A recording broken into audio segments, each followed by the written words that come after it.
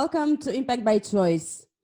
Here we are today again with my beautiful co-host Rahila Khan. My name is Andrada, and we have our guest for today, Virginie Lemay-Vriesde. I do hope that I pronounce the name well. Correct me if I'm wrong, Virginie, please. No, you're correct, Andrada. Thank you for having me. Wonderful. It's a pleasure to have you on again, Virginie. For the people who have listened to our previous season, you were there as well. We spoke a lot about leadership, Everything.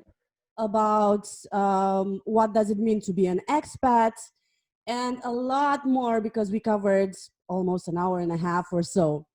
But today we have you with us again. So welcome both to you and Rahila. Thank you. Thank you, Andrada. Wow, what a delight this is today to have Virginie. You know, her acronym is VLV Yes. for Virginie Lemay-Vriesde. Yes. So, yeah, and Virginie about communication and embracing diversity, but also, you know, she's a dancer, so we're going to bring in salsa as well. Ooh, So it's going to be cool today. for Great. Looking sure. forward to it. Well, welcome, Jenny. Thank you very much, Thank you Rahila. so much for joining us today. And you've become a very dear friend to both Andrada and myself, Yes. you Yes. know, going beyond the connection on LinkedIn. So, highest, warmest welcome to you. Thank How you. are you? I'm good. Thank you very much. It's a pleasure and an honor to be with you both here on Impact by Choice. I'm really happy and grateful for both your friendship. It really means a lot. And every time our exchanges are very insightful and helpful. So thank you to both of you. You're most welcome, Virginie. Yes, and you know, diversity is a subject very close to my heart. So that is what we will be chatting about today, Andrada. Yes, for sure. And I would like to jump straight into that. And if I may, Rahila, is that okay with you? Yeah, please go for it. Okay, brilliant. Virginie, you recently had a collaboration with someone from India writing a article precisely on the topic of diversity. Yes. So I know for a fact that the three of us are very fond of this concept. We love it, we embrace it. But I would like very much to ask you, how do you see precisely during these times diversity coming into play? Because I do believe that is very important for people to understand why embracing diversity precisely now is more important than ever. Yeah, it's an excellent point, Andrada. I think what we've seen is that people are going back to their, let's say, old habits that when we have fear, when we are surrounded by fear, and the media are doing a great job at that, people go back to what they know. And what they know is their surroundings, the people around them, the people that are like them. And to me, diversity is now more important than ever because this is the future. Being surrounded by diverse people will all help us to overcome our fears, to understand better what's happening around the world, why certain people react certain ways, why people say certain things. And if we're just looking at our own way of thinking, our own vision, we're never gonna learn. We are going to be stuck in our, as I said, habits and ways of thinking. When you are embracing diversity and including people, you often get ideas, you often get feedback you didn't think of. And why? Because people have different backgrounds, different experiences, different cultures. And this is the future. Now we live in a global world as well, where a lot of companies are working globally. They are making products in one country and selling it in others. And they need to understand how their customers react. They need to understand how their employees react. And I always say we should never assume when we think that something is obvious. If I think something is obvious for me, It may not be obvious for you, Andrada, because you're in Romania. You have a different background than me, same as Rahila. Rahila in South Africa will also see things differently from both of us. So that's why by being surrounded by people from diverse ages, diverse gender, diverse countries, cultures, languages, abilities as well, this gives us the unique opportunity to really understand what's going on, to put ourselves in the other person's shoes, and to take that feedback and make it even better than what we thought we had, whether it's a product, a service, an idea, whatever. And that is how we can progress. And that's why it's so important. Now we see many countries, and I think it's going to happen more and more, countries and companies who are going to say, well, now we are not going to deal with, for instance, China, or we're going to bring everything back to our countries. Mm-hmm. And in a way, it's understandable. We've seen having a big dependency on one country is also not the solution. But I think it's finding the right balance between working with other countries and keeping things on our hands. And this is where, to me, the companies who are going to thrive in the futures are the ones who are going to find that right balance. We are not going to completely isolate from the rest of the world.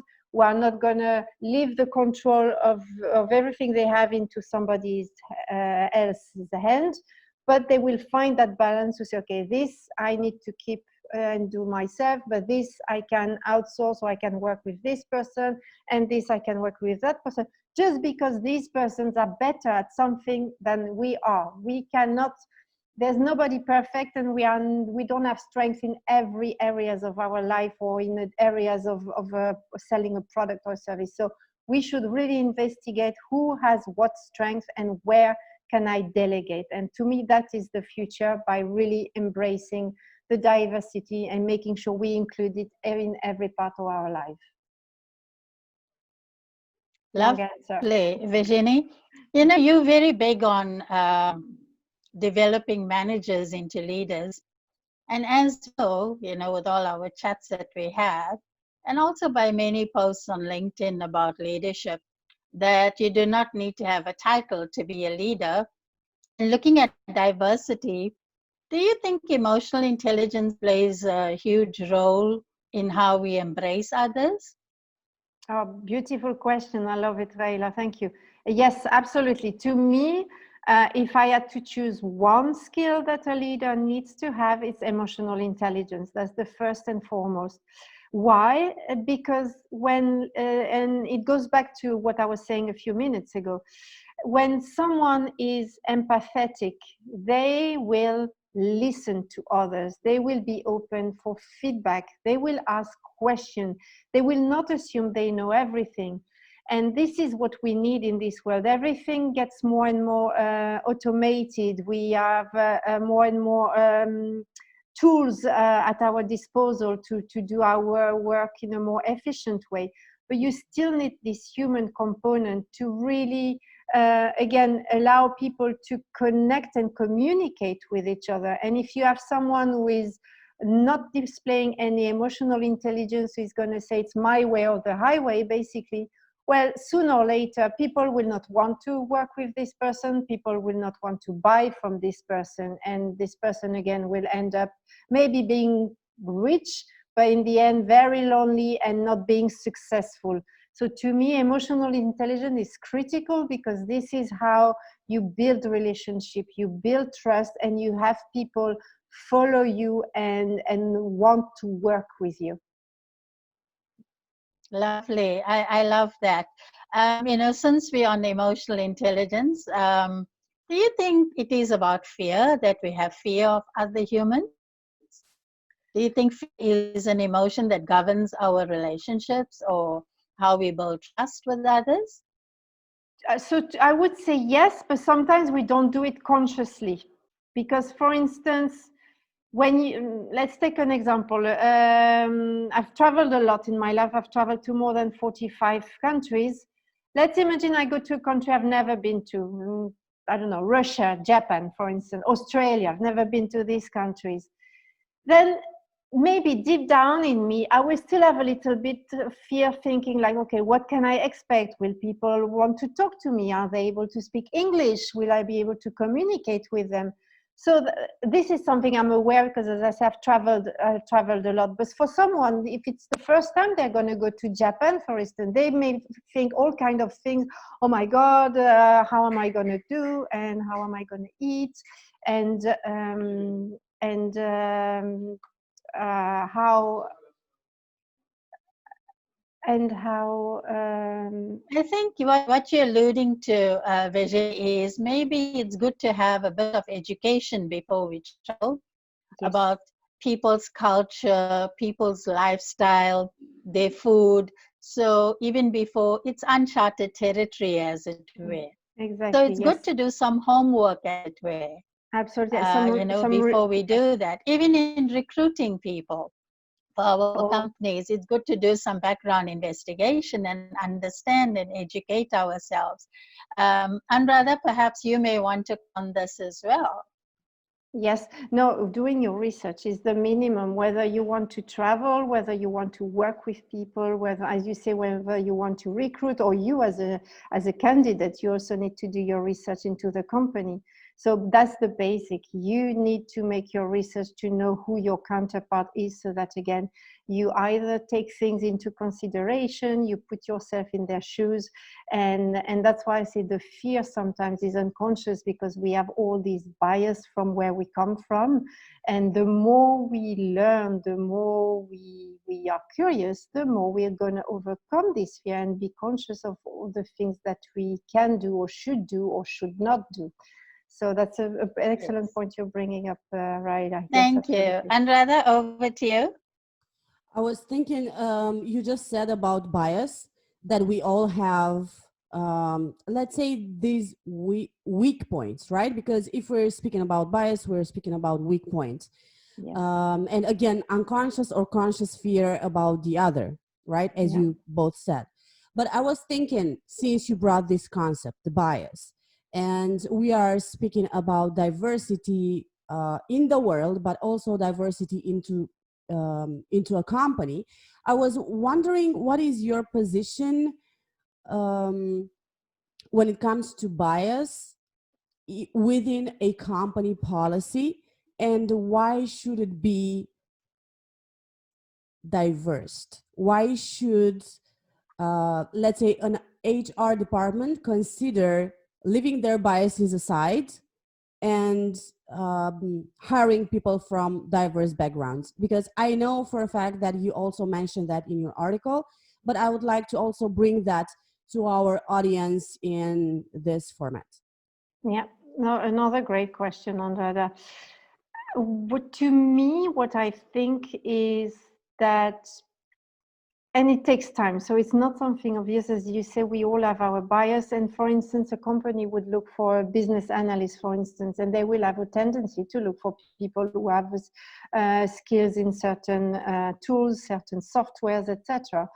But maybe there are other people, either who are students who are just finished their studies and who would be good candidates. They just need a chance to start and to be given that chance, and they will be also fantastic business analysts.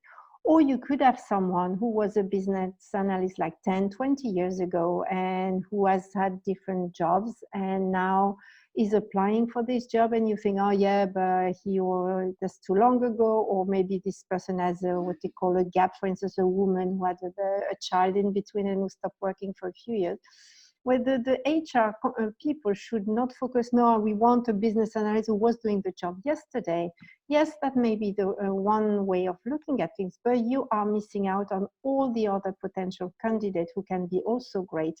And if I take myself as an example, in 2008, when I went back to the Netherlands, I was hired to work in a bank, in the IT department of a bank, to set up a team in India. And I didn't have any IT background, and I didn't have any banking background. And yet I was hired. And why? And my manager at that time told me, I have enough experts who are specialists in IT and specialists in banking. What I need is someone who is good with communicating with people and establishing relationship between countries. And that's where my added value was. So if he or she had followed, or he had followed the, let's say, the official process, or if HR had looked for a candidate for him, I probably would not have been taken into consideration, because, as I said, I was out from the beginning, no IT, no banking in background, and yet I still managed to do the job. So that's why I think it's important for companies to keep an open mind, not to always, it's okay to focus on the ideal candidate that has so many certification and experience, etc., etc. But sometimes we also need to take a step back to look at other people, because just these other people, they will be able to bring some fresh pair of eyes on certain issues. They may challenge things and say, well, why have you been doing these things like that for so long? And the answer will probably be, well, we've always done them like that and it works, so why do them differently? Yeah. But no, by having someone who has a different background and is fresh into an organization, this person may give you an idea, say, well, if you would do this like this and reduce it like that, then you're going to gain, I don't know, a day, you're going to be one day quicker, or you can spare one person here and you can this person to somewhere else. So that's why it's so important to not really be focused in our own area, or thinking, okay, we need this person. Mm-hmm. No, it's very important to look outside, because, as I say, you never know, when having someone outside, what this person can bring to your department, company, or organization. Brilliant point. Virginie, you know that I'm very passionate about empowering women, Yes. especially in leadership. And I know that you are very passionate about leadership for women as well. Yes. And what I want to touch on now, if it's okay, Andrada, for me to jump in, Sure. is looking at inappropriate behavior. I think here it could be during business hours, but also on a social level. I bring both aspects into it, and how we socialize, how we develop ourselves. And sometimes, inappropriate questions may be asked, especially with females. Yeah. I know you are big on that as well. So I'd love to hear your inputs on that. Yeah, so also another great question. So as you say, women, we are probably more not inclined, but we will probably get more inappropriate questions than men. That's just a fact. And I think there as well, you need to pay attention to the culture or who you're talking to. If you want to make a joke about women, and this is someone that is maybe your potential client or a new candidate for an interview, you definitely should not do these type of jokes. Again, if it's someone you know and someone you know who can take a joke, maybe after a year or two you can make this joke, but you always should be very careful. And I say, as a woman, there are different things that you can do. First of all, if you are being asked an appropriate question, whether how old are you, do you want children, or whatever, and if it's an interview, you can always ask, well, I don't understand why it's relevant here. Why do you need to know this information? And maybe the person will not realize that it was inappropriate, and maybe will apologize. Or there is maybe a background. Let's imagine there is an older candidate, someone who is above 60, and the person wants to know if the person is really above 60 and asks the age. Then the recruiter may have a reason to ask that, maybe because his company can get subsidies for hiring older people. So that may be a reason, but there should always be a good reason, not for the sake of, oh, how old are you? So first, just ask the person, okay, why do you need that to know that now? If it's something that is important, but you don't want to say it, you can always say, well, I'd rather wait until the end, until I'm sure I'm hired, and then I'm happy to disclose this information. Then at least the person knows that you're still open to answer that question, but that's not the right moment. And finally, if it is really appropriate, or if a person keeps asking a type of appropriate question, then sometimes, as I say, you just need to call out the person and say, well, I don't think this is appropriate. Because again, some people, they just make jokes all the time and they think they can do that with everybody, and it's not the case. So by calling out the person, they will think, oh, okay. They will know that they shouldn't do it, but they will also know that, okay, with you, they cannot go past a certain limit. So it's all in balance.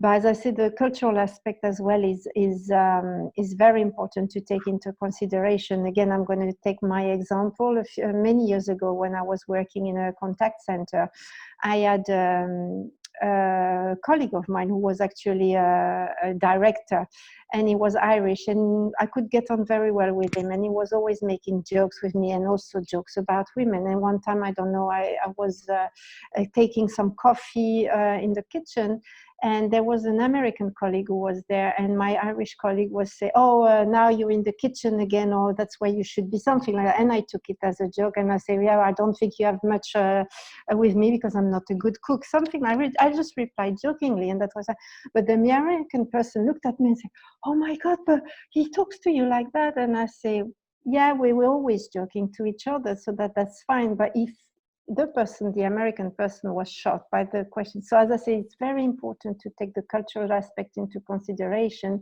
And also, as I say, if you've known the person for a long time or not. Obviously, this director, he would not have made this joke to another woman that he would just have met, for instance.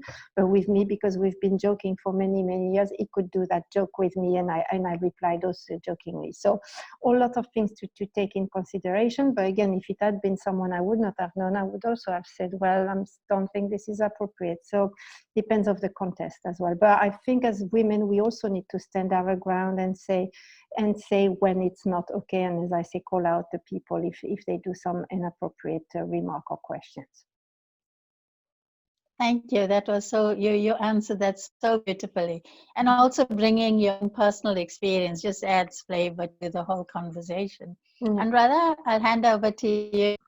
Yeah, for sure. It brings a lot of flavor to the conversation, to always exemplify with personal experience, because I'm sure that in that way people find it easier to relate to a certain situation, right?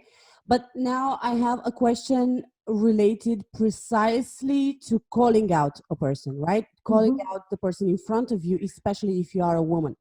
Because only last week, Rahila and I released a material regarding domestic violence, right? But if we're taking that into business, there may be a lot of women who might be afraid of calling out the person in front of them, especially if they're during an interview or during in the first month in a company. So for those women who might be afraid of standing their ground, what would be your advice, Virginie? So if I may, Andrea, I would say it's not only women, it can also be men. And when we say violence, it can be also psychological violence, so not only physical. And here as well, I would suggest this person to try to speak to their manager, if that's the manager there, or talk with the person who is making this comments or is abusing the person, and also call them out and say, well, listen, I'm new to this organization, maybe I'm still not used to your way of managing things, but I'm having a hard time working with you, or I'm having a hard time understanding your management style. Can you help me show that you're willing to learn? Again, you as an individual, you can only control yourself, you cannot control the other person, but by calling them out in a diplomatic way, you can show that, okay, you're willing to try to adapt to the situation. However, there are some cases where people will continue to abuse you and will not care about how you feel or what you say. They just want the work done, and they will keep on abusing you mentally or psychologically. In that case, I would suggest the people to contact your HR department and mention what's happening. That's number one. Number two as well, if you have the possibility, maybe there is another manager you could talk to. And I'm going to give again another example that's related to my situation. Because again, having a third person, not HR, but someone else as well, that may also help things improve. Worst comes to worst, I always say, a person who is abused, please take notes. Don't tell anyone, but take notes. For instance, on that day, this is what happened, this is what he or she told me. write it down, make a special document so that you keep these remarks in a document. Don't tell anyone, just that's for yourself. And every time an incident happens, track it down so that if worse come to worse, someone, one time they will say, well, it's your word against that other person. Well, at least you say, well, for the last 1 year, I've been tracking everything that happened. And I can already count, I don't know, 40 times where on that day she said this, on that day he said that, etc., etc. So you don't have like a real proof, but at least they can see that you've been tracking things. So that's the one thing. Always do that to cover your back, I would say. But worst comes to worst, if really it's unbearable, I would say try to find a way to either move to another department or leave your organization, because you cannot stay in a situation where you are going to be abused consistently. This is not healthy for you, and you're probably bringing that stress home as well, and it's not good for your family either. So as I say, just from your perspective, always try to show that you understand, show as well your boundaries, like I don't think it was appropriate, but I'll try to be more flexible, or if you were joking, I will know for next time. But again, I would say document everything just in case. And if things don't improve, start to escalate. Ask that it stays confidential, but start to escalate, because maybe you are in that situation, but if a person is very abusive, it's probably not only with you, but with other persons. And if the other person do the same and they start to escalate, where someone in HR will say, okay, there's something wrong here, because it's not just personal with one person, it's across the team or the department. And to the example I wanted to give you, a few years ago, I had my team, so I had direct reports, and I also had a group of people who were they had a dotted line to me. So I was not their direct manager, but still I had regular meetings with them, and I was giving them direction at a European level. And I had someone in one of the team in one of the countries that reached out to me because their manager, their direct manager, was abusing them. And it was a man, that's why I made the comment at the beginning. It was a man, and he gave me some explanation and he gave me some stuff. And when he told me that, I was thinking, okay, now other things that I had noticed started to make sense. But because I had noticed things, but I didn't have the background, I could not really say anything. But when he told me certain things, I was like, aha, now I understand why I noticed this and I noticed that, because now he's telling me the why. So he told me as well, Virginie, I'm trusting you. I'm telling you, I don't like to talk badly about my manager, but I have no other choice. We tried to speak to that person, and that person was not willing to change. So he said, also they had spoken to HR, but because they were in the same country, HR was trying to say, yeah, maybe you have to wait. She's new. The person is new. You have to give that person a chance. But again, that was new. That was already a year that the person had been into this role. So he talked to me. And then, without also mentioning, I started to listen to other people, starting to observe. And then indeed, what he had told me seemed to be true. So then again, I started to reach out HR as well. And because it was going from HR was forced to do an investigation. And in the end, that person who was abusing others left or was asked to leave. I'm not sure exactly, but something was done. So that's why I say sometimes you just need to reach out for help. Outside, as I say, make sure you document everything, that you're not just because you don't like a person, it's not going to work. But if you have proof, that if you say, well, this happened on that day and this is how it works and this is that and everything, every time we do this is what is that happened, as I say, someone else will connect the dot and we say, yes, that's correct. So that's my advice. Sometimes you have no choice but to escalate. It's sad when this happens because it's unfortunate. But that was the solution then. And as I say, when the person left, they hired someone else, and after the team was working fine. So really make sure you are, when you think you're alone, you probably are not if you are abused psychologically or mentally. As I say, cover your back, track everything, and start to talk to others. That would be my suggestions. Brilliant. Virginie, I'd like to ask you, it's quite an education.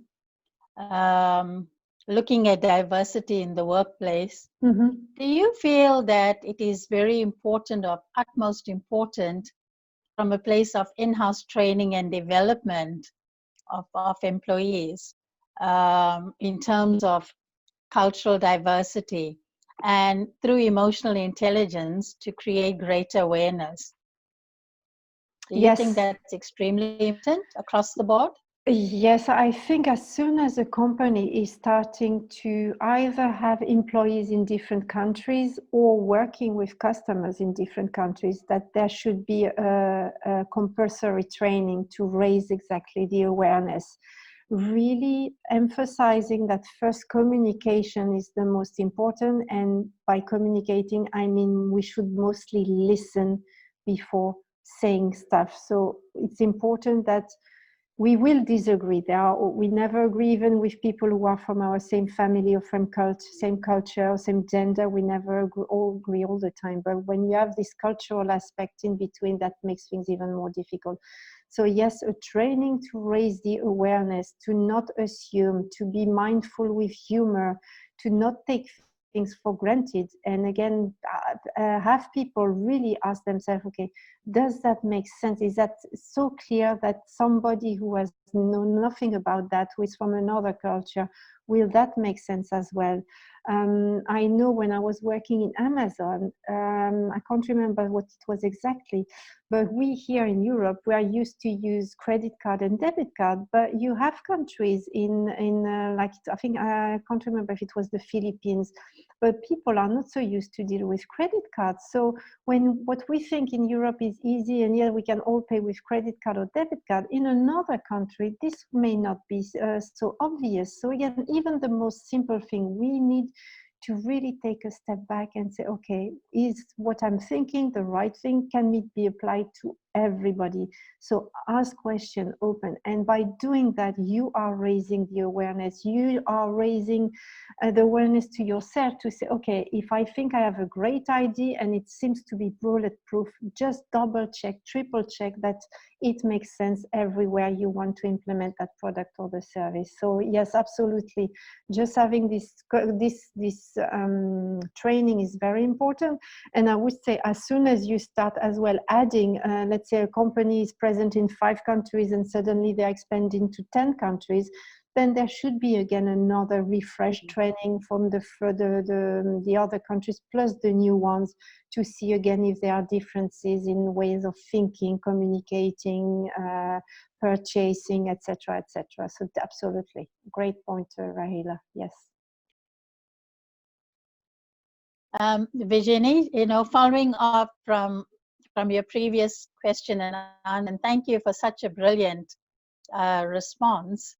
Taking it further, because this is a very interesting part of human resource development from my own experience in bringing in emotional intelligence, that it should be an ongoing program in HR, in how we address these issues in the workplace.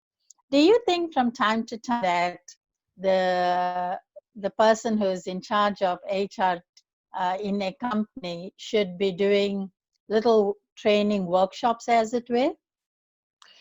Absolutely. I think it will depend of the organization, because sometimes training is done by another department. For instance, sometimes it's done by the quality. Quality and training are merged together. Sometimes you have, especially in big companies as well, you have a leadership training that is being delivered.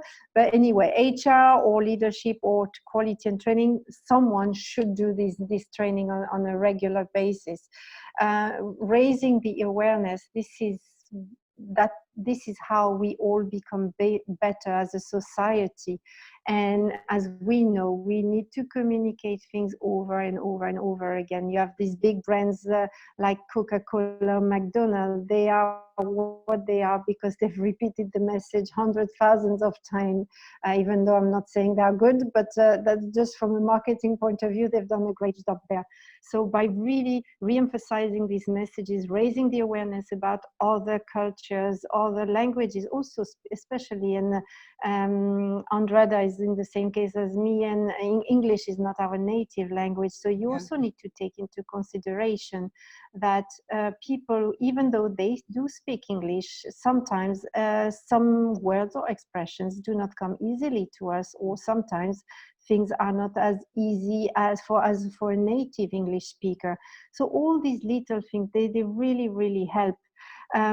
Raising the awareness at all levels. I would say it's not only the managers, but also the people in the team, because you have people, again, that they may come out of their studies and have their first job there, or you may have someone who has worked always for a company but locally with only people from their own country or even their own city, and then suddenly they find themselves working for a company that is now dealing with international customers. So I would say re-emphasizing, repeating these messages to raise the awareness about how to be more respectful, how to communicate better, how not to assume, how to be mindful with humor. Again, something that is funny for me may not be funny for someone else, or vice versa.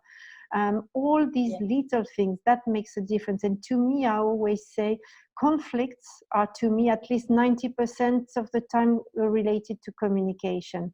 Because somebody misunderstands something, because somebody said something the wrong way, because somebody didn't wait for the person to say their opinion. So it's all, when you look at it, and you see that in countries and politics as well, it's just miscommunication all the time, or misunderstanding, that one person says one thing and someone else understands it differently or takes it personally while it was not meant like that.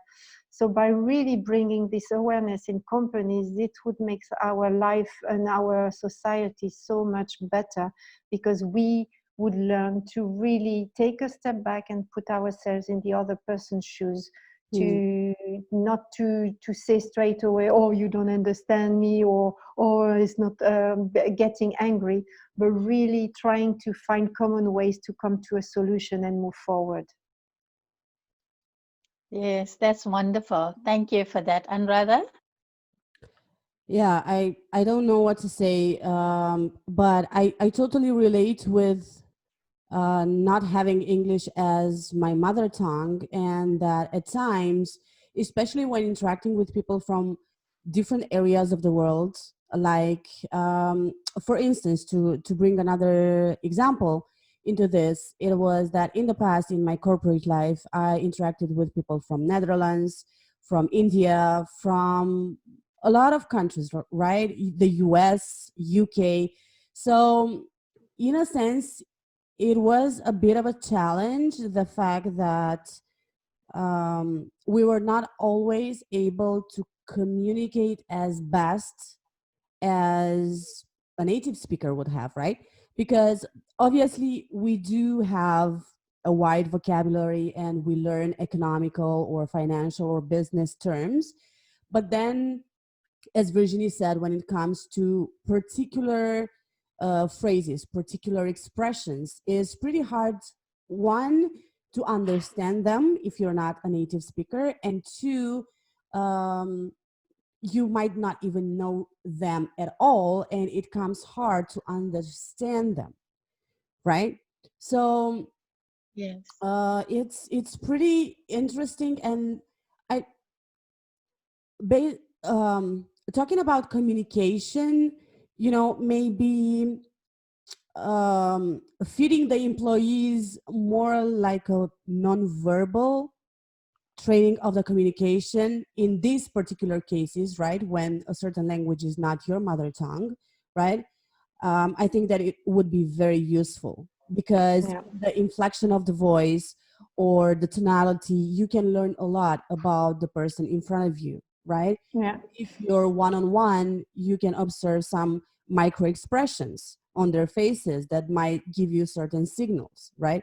So again, yes, communication, I do believe that it's critical, and it should always be enhanced from, let's say, at least once a year, from the lowest, but I'll put it quote in quotes, lowest department, right? Because no job is less important than the other, to the highest, right? Yeah. So on the wide range of the hierarchy, I do believe that communication skills, and not just skills, but um, approaches should be served. Yeah, yeah. And to what you're saying, I forgot to mention as well, Andrada, also being direct is also something to pay attention to. And you mentioned the Netherlands, and that's why I remember that. I used to live in the Netherlands as well, and the Dutch people are very direct when they talk. And sometimes when they were telling me things, I was like, oh my God, I can't believe they said that. But again, they didn't mean to be as direct as they sounded, but because me with my French background, Mm-hmm. to me it was very, very direct, even limit of being rude, but they didn't. So by being aware that this is a cultural difference, and I was told once, I was giving a workshop on that, and someone told me in Israel they are even more direct than the Dutch people. So just by being aware that if someone is too direct, they may not mean to be direct, it's just the way they are, and that's Right. their culture. So by having all these little things in mind, this is how you learn to communicate and work with people. So as you say, it's very broad. It's the tonality, it's the directness. Also, when you are face to face as well, some cultures, when they speak to each other, usually the Latin culture will speak closer to people than people who are like from Germany or the Netherlands, who speak further away. So again, this is also taking that into consideration. In Asia, I know as well, depending whether it's China, Japan, South Korea, etc., you also have to be mindful of the distance you're using to talk to your counterpart. So all these little things, and that's back to your point, Rahila, making your research. If you know you are to go for a business meeting in a country you've never been to, make sure you do your basic research, how to greet people, how to speak to them. By shaking hands nowadays, it's a bit difficult for everybody, but also, what are the rules of greetings? Who can talk? In Holland as well, the hierarchy is quite flat, so and anybody can speak to the boss. Sorry. But for instance, in France, and I know as well in Asia, in some cultures, when the manager speaks, then the others should not say anything, or wait until you ask, okay, what do you think? So all of these, we need to be very mindful and be aware of that. Virginia, I would like to keep a bit direction of what we just spoke about, and dive in a bit deeper precisely in these times, right? Because we know that there are a lot of online interviews, online jobs lately. So in what manner can someone who is looking to hire a potential candidate from a different culture um, keep in mind all these details, and maybe because we're not, face to face again, like um, For a real interview, yeah. for a real interview. Yeah, I was looking for a specific term. See, about speaking about not having a certain Yeah. language as your mother tongue. But how would you advise precisely the employer, right, in these times, to look at diversity and micro expressions and non-verbal communication at this point? So great question. I would say, and that's going to be a bit weird, maybe, it may not be the right answer, but at least that's my experience. I would say the first contact should be only by phone, so that the recruiter can really just listen to the person, whether he or she is motivated, whether I he love or that. she has a smile in their voice, because we don't see the smile, but we can hear it. If someone is Yes. sad or someone is very angry, you're going to hear it in the voice. So Yes. really only focus on the voice, so that you have no idea, okay, you're going to hear if it's a man or a woman, but that's pretty much it. You're not going to notice the age, whether the person is black or white, whether the person is has a certain religion, I or love has a that. certain disability. So I would say focus first on the phone interview. Once you have considered the person that yes, he or she has the right motivation, yes, he or she has a smile, yes, he seems to have the skills that I'm looking for, and I'm not necessarily saying the technical skills like he needs to know Excel and this and that, but maybe he's empathetic, he's willing to learn, etc. Then I would suggest move to a video interview, so like we're doing via Zoom, Skype, WebEx, whatever, and then try to dive a bit deeper. And okay, you will see the person, and but you should, that's where you can start to see whether the person is shy and is always looking down like that. Is this person shy maybe because he or she is nervous? In interview we're all nervous, maybe that's the reason. Or really because the person is like, yeah, I'm bored, I'm not so interested. So Mm. you will get another impression. But this video interview should never be a reason because, oh, this woman, I don't know, I'm going to take myself, oh, she's wearing blue earrings, I don't like blue, then I'm not going to hire her. No, that should not be a reason for dismissing a candidate. The recruiter should really focus on who is the person deep down and not what he or she looks like. I And love then that. yes, so that would be my suggestions. Yes. I Thank think you. that is, having a neutral stance in every which way. You really answered that superbly. Virginie, coming back to the social part of, relationships in the workplace, but even if it's distance on a virtual way as well, do you think that common interests play a huge role in how we communicate and diversify with each other? I think it helps, but I also think you need balance. If you are only, back to what I was saying, if I would be only going out with people who like exactly the same thing as me, who have the same hobbies, who read the same books, who listen to the same music, at some point I will not learn anything new because I'm Mm. always surrounded by people who have the same. So yes, it's good to have people who share common interests because again they can make you discover other things and they can also help you improve in certain areas. But it's also good to have people from who have other interests. Maybe you're going to discover something you were not aware and suddenly it becomes your other hobby. You never know. Or maybe a book, you for instance, you always read non-fiction books and then suddenly someone say, well, you should read that book, it's a fiction, and then, oh my Mm. God, it's a great book, etc. Yeah. So by really having again a balance of people who you have around you, and it's the same with diversity, it's good to have people who look like you and who have similar background, but make sure you also have the balance having people that come from a different country, culture, age, gender, etc. So the same with interest. I think it's good to have a balance of both so that again you can grow into both level, that you're not, you still have things to share because sometimes you just need to someone to talk to, someone who understands you, and if you have the same passion, you can easily relate to each other. But also having people who have other interests that will help you again discover new things and learn new things and grow as a person.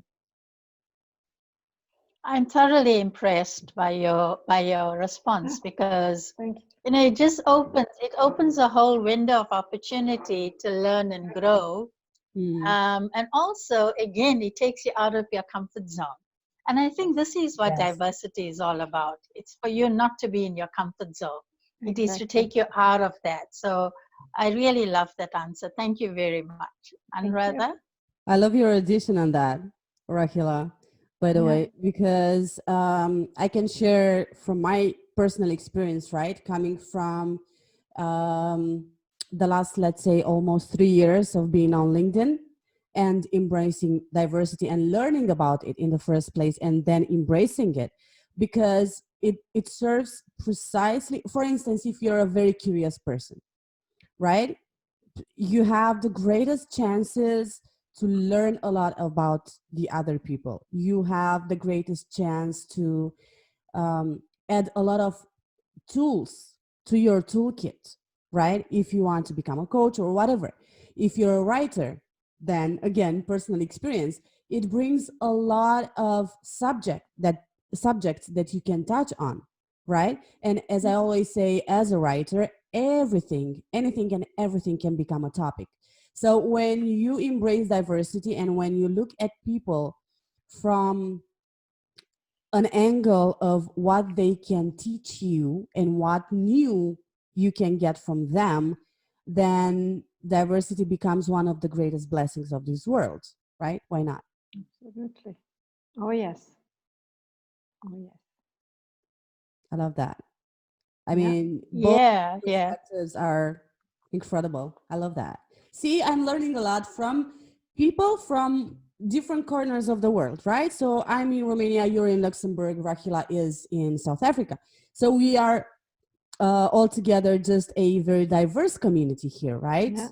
A Yeah. community of three, but it's still a small community that is debating incredible things and that is trying to bring up value to the people in terms of why diversity should be embraced and why we should look at it as I said a bit earlier, as to the greatest blessing, right, that we Yeah. can be given into this world. So Absolutely. yeah. Yeah. This has been it's absolutely educational for me talking to you, Virginie, today. Thank you. It is so, I think the timing is so perfect for Hmm. this conversation. And, we're really looking forward to having you on with us. And I'm Thank so you. glad, Andrada, that today's conversation is highly educational, even for myself, because you opened up a new way of thinking, even for me, in how I should embrace diversity going forward. So, thank you for the very amazing pointers and tips that you have shared. And I'm Yeah. sure whoever's listening to the podcast will find it highly beneficial, going forward as well. Mhm. So, thank you very much. Andrada? Yeah, I'm sure that a lot of people will find value.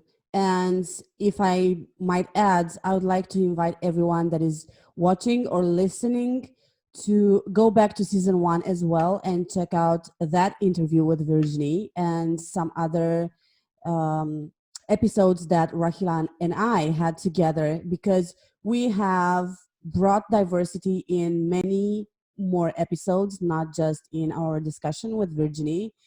But we are also bringing a lot of angles of the of being diverse, being inclusive, of the HR, right? So all those episodes, and especially the one with Virginie about leadership, is a great resource for people who would like to understand more their employees, where we're going, why emotional intelligence needs to be a a critical standpoint, a key point into conducting their teams.